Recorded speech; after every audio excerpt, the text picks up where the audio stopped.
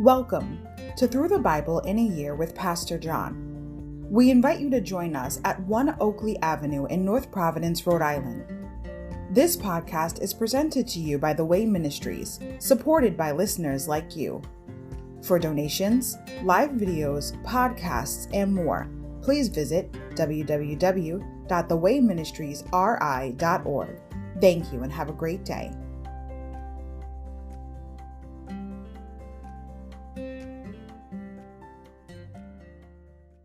Hi everybody, welcome to Through the Bible in a Year with Pastor John. Glad you could join me today to get a portion of God's Word. Today we're going to begin with day 19, January 19th, Exodus 3-6, Confrontation with Pharaoh. Overview. After 40 years of reflection, Moses concludes that he is permanently disqualified from God's service. In a remarkable debate with the living God, Moses offers 4 excuses and begs God to send someone else as his spokesman. Finally, when God provides Aaron as a mouthpiece, Moses confronts Pharaoh with God's message. As predicted, Pharaoh not only denies God's demand, but increases the miseries of the Hebrews. Moses' popularity with his people plummets, but God assures Moses that he will keep his promise of deliverance. Chapters 3 and 4. Moses is called by God. Moses' excuses to God. God confronts Moses. Chapter 5, Pharaoh's response to Moses.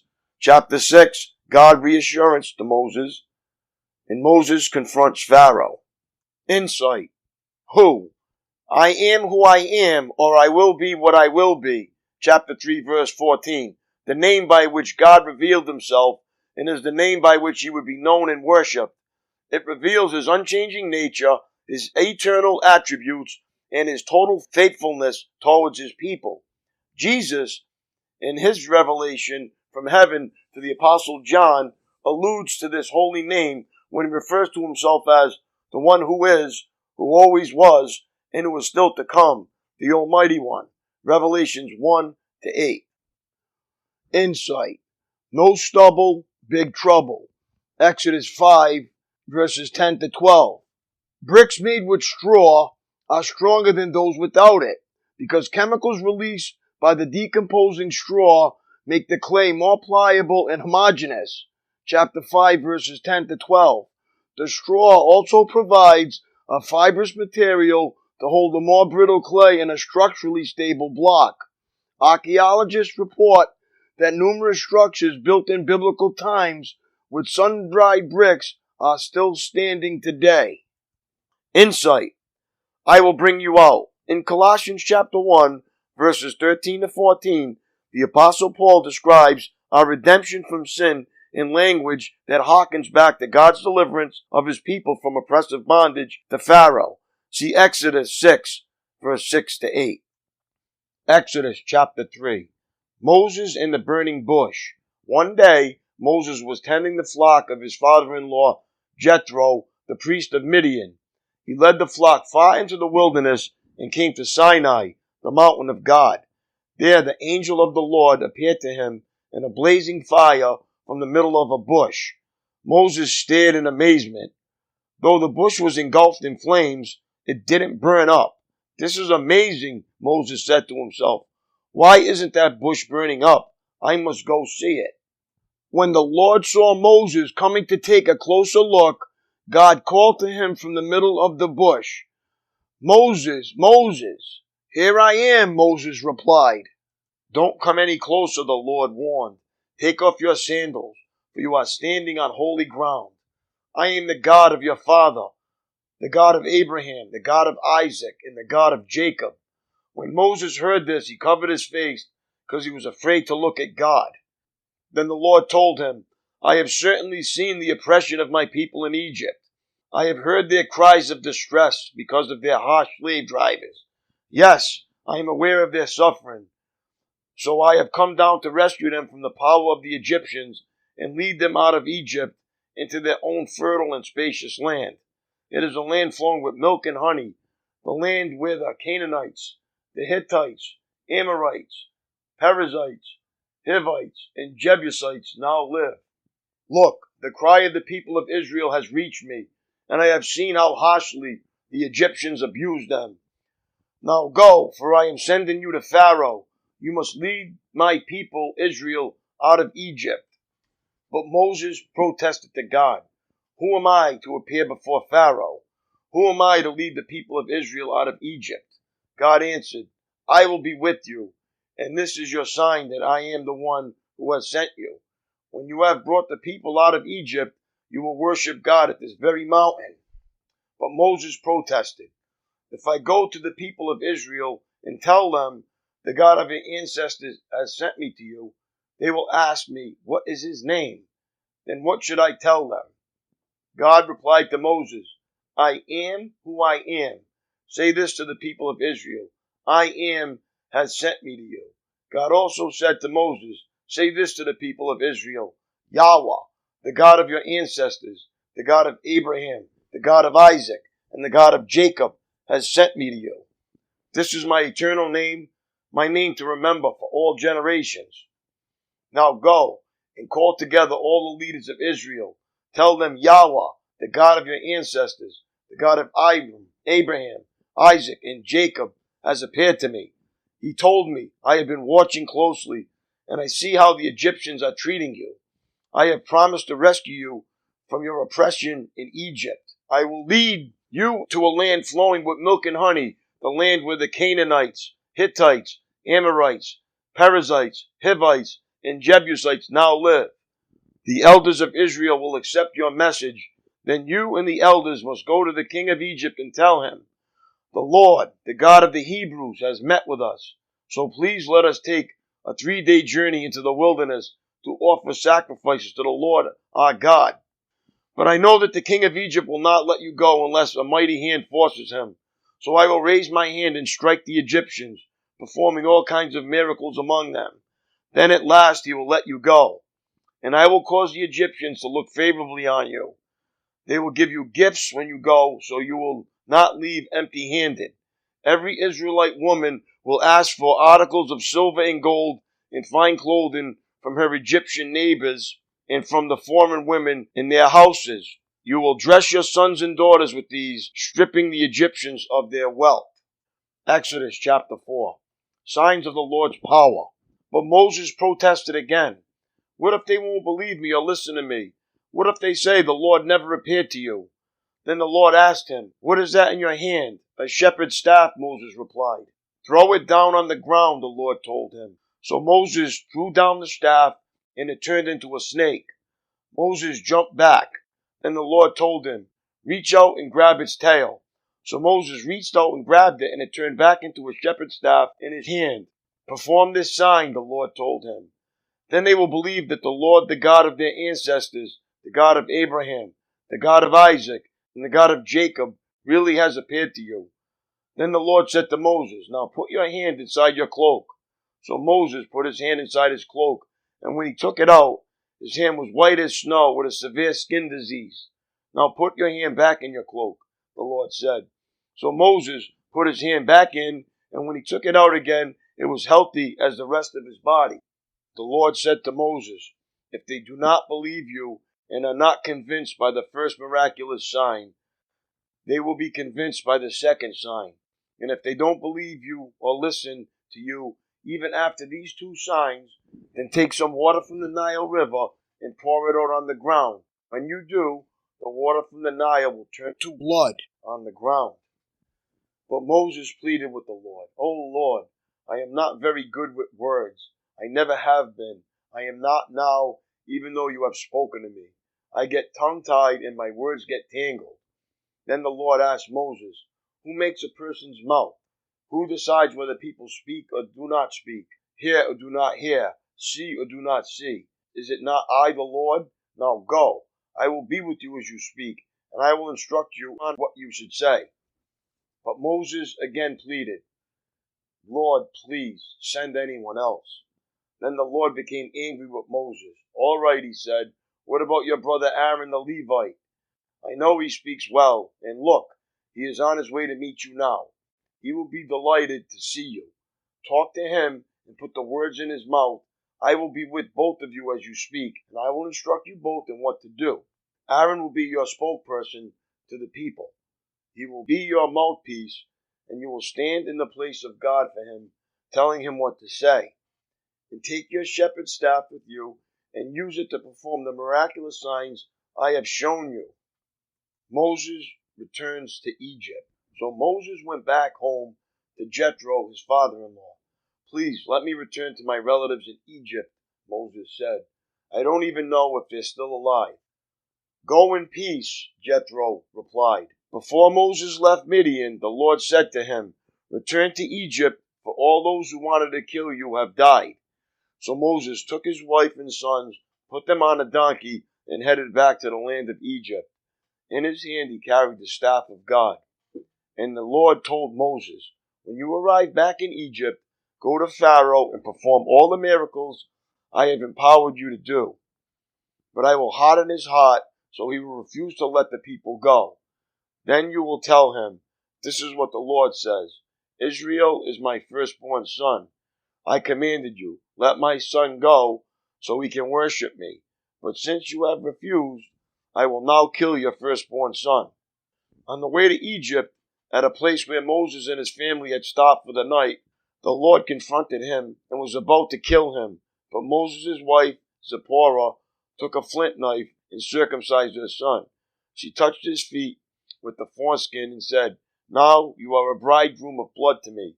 When she said a bridegroom of blood, she was referring to the circumcision. After that, the Lord left him alone. Now the Lord said to Aaron, Go into the wilderness to meet Moses. So Aaron went and met Moses at the mountain of God and embraced him. Moses then told Aaron everything the Lord had commanded him to say. And he told him about the miraculous signs the Lord had commanded him to perform. Then Moses and Aaron returned to Egypt and called all the elders of Israel together. Aaron told them everything the Lord had told Moses, and Moses performed the miraculous signs as they watched. Then the people of Israel were convinced that the Lord had sent Moses and Aaron. When they heard that the Lord was concerned about them and had seen their misery, they bowed down and worshipped. Exodus chapter 5. Moses and Aaron speak to Pharaoh.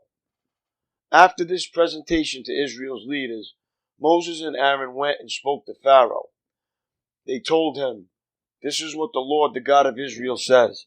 Let my people go, so they may hold a festival in my honor in the wilderness. Is that so? Retorted Pharaoh. And who is the Lord? Why should I listen to him and let Israel go? I don't know the Lord, and I will not let Israel go. But Aaron and Moses persisted. The God of the Hebrews has met with us, they declared. So let us take a 3-day journey into the wilderness, so we can offer sacrifices to the Lord our God. If we don't, he will kill us with a plague or with the sword.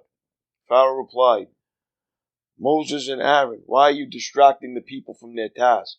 Get back to work. Look, there are many of your people in the land, and you are stopping them from their work, making bricks without straw. That same day, Pharaoh sent this order to the Egyptian slave drivers and the Israelite foremen. Do not supply any more straw for making bricks. Make the people get it themselves, but still require them to make the same number of bricks as before. Don't reduce the quota. They are lazy. That is why they are crying out. Let us go and offer sacrifices to our God. Load them down with more work. Make them sweat. That will teach them to listen to lies. So the slave drivers and foremen went out and told the people, This is what Pharaoh says. I will not provide any more straw for you. Go and get it yourselves. Find it wherever you can. But you must produce just as many bricks as before. So the people scattered throughout the land of Egypt in search of stubble to use as straw. Meanwhile, the Egyptian slave drivers continued to push hard. Meet your daily quota of bricks just as you did when we provided you with straw, they demanded. Then they whipped the Israelite foreman they had put in charge for the work crews. Why haven't you met your quotas either yesterday or today, they demanded. So the Israelite foreman went to Pharaoh and pleaded with him.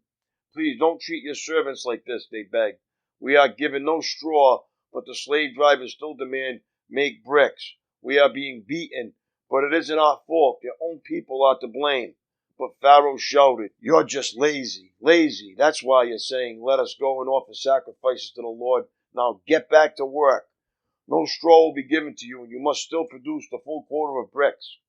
The Israelite foreman could see that they were in serious trouble when they were told, "You must not reduce the number of bricks you make each day." As they left Pharaoh's court, they confronted Moses and Aaron, who were waiting outside for them.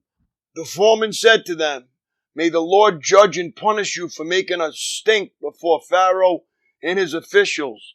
You have put a sword into their hands and an excuse to kill us." Then Moses went back to the Lord and protested, "Why have you brought all this trouble on your own people, Lord? Why did you send me? Ever since I came to Pharaoh as your spokesman, he has been even more brutal to your people, and you have done nothing to rescue them." Exodus chapter 6. Promises of deliverance. Then the Lord told Moses, "Now you will see what I will do to Pharaoh.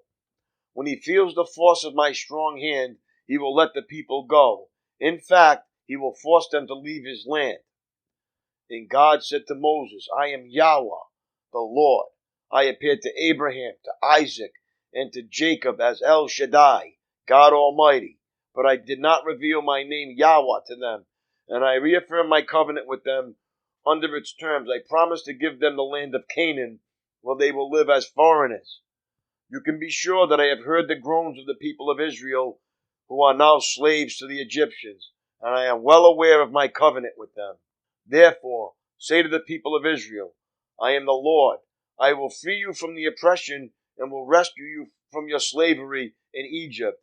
I will redeem you with the powerful arm and great acts of judgment. I will claim you as my own people, and I will be your God. Then you will know that I am the Lord your God, who has freed you from the oppression of Egypt. I will bring you into the land I swore to give Abraham, Isaac, and Jacob. I will give it to you as your very own possession. I am the Lord." So Moses told the people of Israel what the Lord had said, but they refused to listen anymore. They had become too discouraged by the brutality of their slavery. Then the Lord said to Moses, "Go back to Pharaoh, the king of Egypt, and tell him to let the people of Israel leave this country." "But Lord," Moses objected, "my own people won't listen to me anymore. How can I expect Pharaoh to listen? I am such a clumsy speaker." But the Lord spoke to Moses and Aaron and gave them orders for the Israelites and for Pharaoh, the king of Egypt. The Lord commanded Moses and Aaron to lead the people of Israel out of Egypt. The ancestors of Moses and Aaron. These are the ancestors of some of the clans of Israel. The sons of Reuben, Israel's oldest son, were Hanok, Palu, Hezron, and Carmi. Their descendants became the clans of Reuben. The sons of Simeon were Jemuel, Jamin, Ohad, Jachin, Zohar, and Shaul. Shaul's mother was a Canaanite woman. Their descendants became the clans of Simeon. These are the descendants of Levi as listed in their family records. The sons of Levi were Gershon, Kohath, and Merari. Levi lived to be 137 years old. The descendants of Gershon included Libni and Shimei, each who became the ancestor of a clan. The descendants of Kohath included Amram, Izhar, Hebron, and Uzziel. Kohath lived to be 133 years old.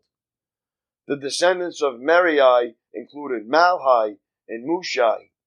These are the clans of the Levites as listed in their family records. Amram married his father's sister, Jochebed, and she gave birth to his sons, Aaron and Moses. Abram lived to be 137 years old. The sons of Izhar were Korah, Nepheg, and Zikri. The sons of Uzziel were Mishael, Elzaphan, and Shithri.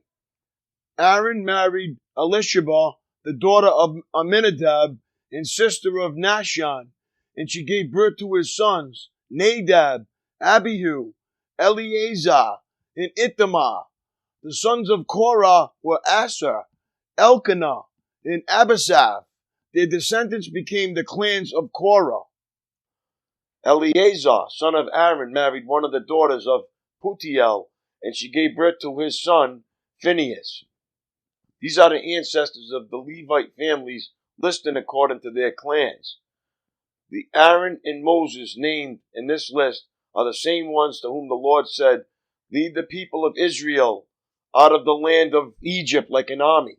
It was Moses and Aaron who spoke to Pharaoh, the king of Egypt, about leading the people of Israel out of Egypt. When the Lord spoke to Moses in the land of Egypt, he said to him, "I am the Lord. Tell Pharaoh, the king of Egypt, everything I am telling you." But Moses argued with the Lord, saying, "I can't do it. I'm such a clumsy speaker. Why should Pharaoh listen to me?" My daily walk. The church has been likened to a football game in which thousands of spectators in need of exercise are watching a handful of players in need of rest. Are you a spectator or a player? Before you pull out your list of reasons excusing you from active duty in your church, eavesdrop on an 80-year-old shepherd as he argues with a burning bush. With good reasons, Moses anticipated resistance from his own people, to say nothing of Pharaoh. Besides, he had a speech impediment. Surely Moses thought God was showing poor judgment in his choice of a deliverer for his people. Patiently, God gave his rebuttal. I can use this bush, that staff in your hand, or even your stammering lips to accomplish my plan. For all that you lack in not I am. God probably isn't recruiting you to lead a nation out of bondage, but he definitely wants to show what he can accomplish through you. In response to his promise that I am all you need, will you answer, "I am available"? In God's strategy for successful living, character is more important than intelligence. That's all for today, my friends. May God bless you. Have a great day, and I will see you tomorrow. Peace.